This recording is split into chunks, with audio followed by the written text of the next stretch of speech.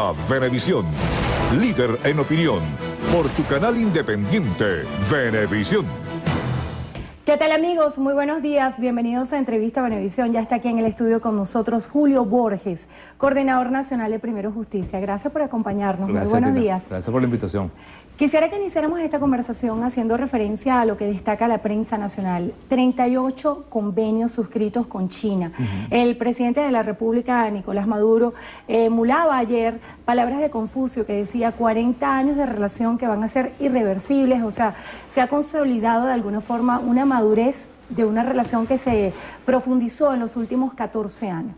Quisiera que nos hablara del balance que esto a su juicio tiene, sobre todo porque se ha destacado que el financiamiento de estos convenios va a ser con respaldo de suministro de petróleo. ¿Cuál es su valoración?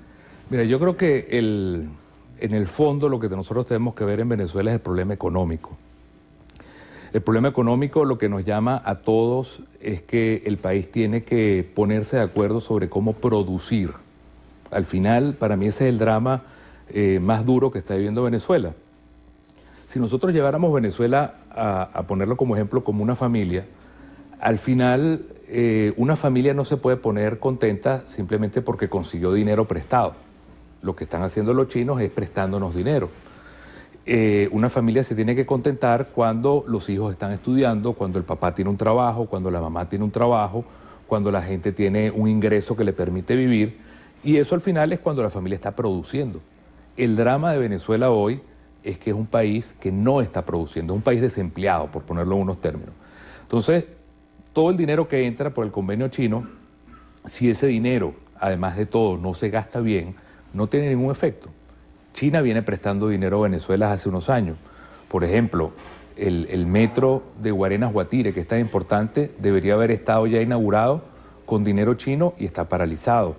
Es el mismo caso del metro de Valencia, es el mismo caso del metro de Maracaibo, es el mismo caso de la fábrica de azúcar Ezequiel Zamora, es el mismo caso del ferrocarril del Guárico. Es decir, hay muchas obras y muchas empresas que tenían que hacer ya puestas en funcionamiento con dinero chino y no se han puesto en funcionamiento. Entonces, para mí el problema de fondo es cómo se gasta el dinero, la deuda que adquieren tus hijos y mis hijos porque la vamos a terminar pagando, y después el problema global, que es más importante, que es la falta de productividad. De manera que, más allá de pensar que esto nos va a salvar, el emplazamiento que yo le hago al gobierno es que convoque al país en este momento y busquemos la manera de que Venezuela se convierta en un país con una economía pujante, productiva y que le ofrezca oportunidades a la gente. Y eso no es difícil. Se trata de trabajar juntos el sector privado y el gobierno. Se trata de abrir oportunidades para que haya inversión con confianza. Se trata de que nosotros podamos tener un país donde el sector privado o las personas fuera de Venezuela inviertan en el sector petrolero. Es decir, que la economía que tenemos hoy, que está enferma y paralizada, pueda tener una serie de medidas que el gobierno puede tomar junto con el país para que Venezuela deje de ser un país desempleado y comience a ser un país que produzca y que dé oportunidades. Esa es la encrucijada más importante el día de hoy. ¿Cómo asumir ese reto de la productividad y sobre todo comprendiendo que en el marco de todos estos acuerdos se ha destacado que es una relación estratégica? Incluso el presidente de la República destacaba que de alguna forma el modelo y el esquema chino pudiera ser padre de lo que es el proceso de revolución que se vive en Venezuela, y de alguna forma antes se miraba hacia Cuba. ¿No considera usted esto una señal positiva, considerando que China es la segunda potencia económica del mundo? Bueno, los chinos se han dedicado a producir. Los chinos, como país enorme que son, lo que han privilegiado es abrir fábricas, abrir comercio, producir cosas que le venden al mundo entero, y eso para nosotros sería algo que podríamos hacer. Venezuela podría ser un país que produzca medicinas hechas en Venezuela, ropa hecha en Venezuela, comida hecha en Venezuela, en lugar de ser lo que somos hoy, un país que todo lo compra afuera. Para mí ese es el tema más importante, cómo pasar a ser un país hecho en Venezuela. Y ese paso se puede dar. Y quien tiene ahorita la pelota en su cancha para poder dar una serie de nuevas reglas de juego, para que podamos tener una economía donde la gente venga más bien a producir, a invertir y a crear empleo, es el gobierno. Y lo puede hacer, y lo tiene que hacer. ¿Cómo se hace? Es muy sencillo. Simplemente convocando al país, a los trabajadores, a los empresarios, al pueblo, crear unas reglas de juego donde se respete la propiedad privada, donde se incentive la iniciativa personal, donde tú puedas tener la apertura para abrir empresas en sectores que hoy están cerrados a la economía, abrir esos sectores para que pueda haber una producción hecha en Venezuela. Eso se puede hacer, no es difícil, pero hay que quitarse la política de la cabeza y entender que lo más importante es que nosotros podamos, como país, darle oportunidad a esa cantidad de jóvenes, a esa cantidad de personas que hoy están desempleadas, a esas fábricas que están cerradas, abrirlas con producción, permitir que haya una inversión extranjera en Venezuela, y eso es un motor que termina creando futuro para todos. Ahora, esa es la encrucijada que el gobierno tiene que tomar para que nosotros pasemos de un país paralizado a un país que se mueva por el esfuerzo de su gente. De cara a la oposición, ¿cómo asumir este reto de activar el aparato productivo y cuál pudiera ser el aporte que desde la oposición se pudiera hacer para que no exista una excusa o una justificación por parte del Ejecutivo Nacional de un desgaste por una llamada guerra económica? Mira, son muchas las cosas que se pueden hacer. Por ejemplo, si tú tuvieras dinero, Andrina, y quieres invertir en Venezuela, hay puertas que están cerradas. Por ejemplo, el sector petrolero, por ejemplo, el sector del gas. Yo, si fuera gobierno, abriría eso para que todo el mundo pudiera invertir libremente allí. El sector de telecomunicaciones, abrirlo para que haya una inversión plena, medios de comunicación, todo lo que tiene que ver con el turismo. Es decir, tú lo que tienes que hacer es como una persona, como gobierno, que le abres puertas para que los otros entren a tu casa a construir contigo, a producir contigo, no cerrar las puertas, sino abrir las puertas. Y también estimular para que la gente que tiene ahorita ciertos negocios o ciertas empresas puedan contratar más gente. Nosotros hemos propuesto, por ejemplo, el tema de la ley del primer empleo. ¿Por qué? Bueno, porque hay una realidad en Venezuela hoy. Lamentablemente, los jóvenes son los que están ahorita desempleados en Venezuela. Yo estoy seguro que ahorita en sus hogares nos están habiendo millones de jóvenes que ahorita en la mañana van a tratar de salir a buscar trabajo y no consiguen trabajo. Se calcula que el nivel de jóvenes desempleados es cercano al 25%. Las mujeres jóvenes son más castigadas todavía por el desempleo. Y nosotros hemos propuesto una ley que le da premios a los comercios y a las empresas si contratas a gente joven. Ahorita salió un estudio de la Universidad Católica Andrés Bello que te dice que lamentablemente la mitad de los jóvenes que llegan al bachillerato se salen del sistema, dejan de estudiar la mitad y se dedican a buscar trabajo por la necesidad económica. Eso no es justo. Nosotros deberíamos tener un sistema que permita que la gente estudie, trabaje, se forme y no tenga que abandonar su futuro dejando los estudios. Esa ley que hemos propuesto, el presidente Maduro dijo, bueno, llamemos un debate. Nosotros hemos ido al Ministerio de la Juventud, en la Asamblea Nacional, demos ese debate sobre el primer empleo, porque eso significa poner en 3 y 2 la necesidad de tomar medidas económicas que le den vida y productividad al país, y que esos 2 millones de jóvenes que hoy están en su casa viéndonos, que están ahí sin futuro, que no trabajan, que no estudien, sientan que aquí se va a mover la economía para que ellos tengan la oportunidad de trabajar y crecer. ¿Dónde considera usted ha estado la tranca de esta propuesta de ley del primer empleo? Mira, hay 2 proyectos de ley, el que propuso primero Justicia y el del gobierno. Tienen dos visiones distintas. El proyecto nuestro lo que hace es premiar a las empresas que contratan jóvenes. Por ejemplo, si Venevisión comienza a contratar jóvenes en diferentes áreas, la ley lo que hace es premiar a una empresa como Venevisión bajándole, por ejemplo, algún tipo de impuesto. O el gobierno dice, mira, yo pago lo que es la carga laboral del joven y tú le pagas el sueldo, trabajas junto el gobierno y la empresa. O tú le das formación al joven y yo te pago a ti por la formación de los jóvenes. Es decir, es una ley que lo que busca es estimular y premiar la contratación de jóvenes. El proyecto del gobierno lo que busca es crear cupos. Le dice a la empresa, ahorita usted hay que crear de la nada 10 cupos, 15 cupos, 20 cupos para contratar a jóvenes. Es decir, es un camino de imposición.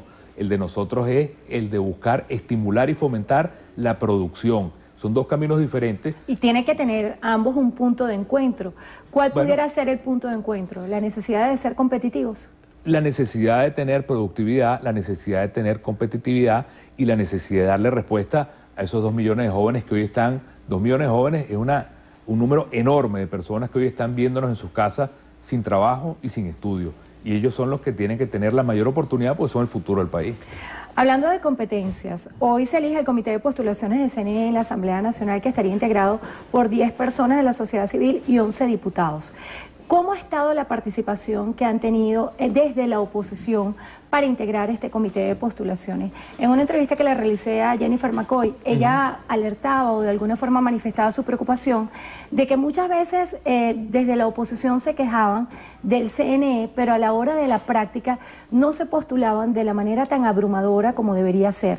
¿De qué manera están trabajando ustedes para participar en este comité de postulaciones? Eso es un nudo muy importante. Nosotros debemos tener un nuevo CNE en los próximos 3 meses, más o menos. Ese CNE va a ser crucial, porque el año que viene hay elecciones a la Asamblea Nacional. El año siguiente hay elecciones de gobernadores. Al año siguiente hay elecciones de alcalde. Y al año siguiente hay elecciones presidenciales. Es decir, el país entra otra vez en una dinámica de 4 años de elecciones seguidas. Y el hecho de que tengamos o no un CNE equilibrado, que permita una carrera justa, que permita una equidad electoral, va a ser fundamental para que el país sienta que toda la crisis que tiene Venezuela se va a resolver electoralmente.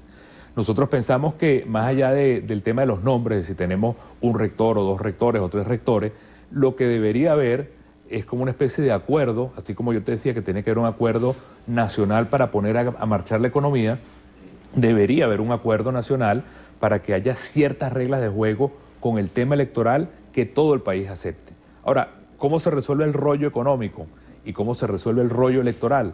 Cuando tú abres el país a que hay un diálogo muy claro, con una agenda clara, que se ponga de acuerdo las diferentes visiones y que el país sienta que hay un compromiso por el país más allá de lo que cada quien piensa. Eso es fundamental, tanto para el lado económico como para el lado electoral, para que el país sienta que esta crisis tiene una salida clara y que el poder de salir de esta crisis está en manos de nuestro pueblo. Eso es fundamental. ¿Y está dispuesta la oposición a participar en ese diálogo? Siempre lo hemos estado dispuestos, siempre, porque el diálogo al final es un valor. Cuando tú tienes una pelea en tu familia, cuando tú tienes una pelea en el trabajo o en la calle, siempre al final tú tienes que propiciar cómo ponerte de acuerdo de nuevo. Nunca, ni siquiera cuando hay un enfrentamiento, eso al final queda como la solución definitiva. Tú siempre tienes que buscar cómo encontrar a través del diálogo un punto de encuentro. Yo soy de los que piensan que en Venezuela, con esta crisis que tenemos, sin embargo hay muchos puntos sobre los cuales se puede construir visiones compartidas. En la economía, en la parte electoral, en la parte política, en el tema de derechos humanos, para que el país sienta que nosotros no estamos condenados a estar peleando eternamente y confrontados eternamente, sino que se puede construir una visión donde todos los venezolanos se sientan reflejados. Sin duda alguna, mientras avanza la discusión pareciera que retrocede la verdad. Quisiera que nos hablara de cara a todos esos procesos electorales que vienen en el futuro. ¿Cómo está hoy la unidad? Bueno, la unidad ha tenido también, como todo grupo, como una familia o como cualquier grupo humano, visiones diferentes, visiones que han estado totalmente divorciadas unas a la otra. Y yo creo que nosotros tenemos todo el espacio y toda la posibilidad de reencontrar también de cara adentro una visión compartida. Y tenemos esos retos por delante. El reto de lo que significa la Asamblea Nacional el año que viene, el reto de recomponer la misma relación de la unidad con quienes plantearon la salida y quienes teníamos una visión diferente, y también el tema de defender a los venezolanos, porque al final nosotros estamos en esta lucha, es porque quienes nos están viendo en su casa sientan que nosotros estamos luchando por un país distinto, y eso tiene que ser la fuerza principal y la motivación principal de nuestra lucha. Se nos está agotando el tiempo, pero antes de despedir quisiera que nos hablara de qué información están manejando ustedes del caso del alcalde de Río Caribe, Franceschi. ¿Qué contacto han tenido con el CICPC? ¿Qué investigaciones se están adelantando? ¿Y cuál es la postura oficial que tiene ahorita la unidad en ese sentido? Bueno, Enrique Franceschi fue buen amigo de todos nosotros, era un dirigente joven, alcalde respetado, y es doloroso al final que, por el motivo que sea, la violencia sea lo que se está imponiendo en nuestro país en todos los casos. Por eso nuestra bandera de la justicia. Hasta que en Venezuela no haya justicia, la violencia es la que reina. Y eso es una lucha que tenemos que tener nosotros como un valor como venezolanos. En este caso en particular no sabemos todavía oficialmente qué fue lo que sucedió. Esperamos que eso se pueda esclarecer completamente y que no suceda más. Lo importante no es solamente honrar a Enrique y lo que fue su dolor y su muerte tan violenta, sino que esto sirva para que no se repita casos como este en ninguna parte del país. Y sin duda la lucha contra la impunidad. Y la lucha contra la impunidad, que debe ser lo más que es al importante. final lo que es, digamos, el detonante de toda la violencia. Cuando sientes que no hay castigo y no hay justicia, la impunidad entonces es la que reina, ¿no? Así es. Bueno, le damos las gracias a Julio Borges, Coordinador Nacional de Primero Justicia, por haber estado con Muchas nosotros gracias. hoy en Gracias por la Entrevista a invitación. Venevisión.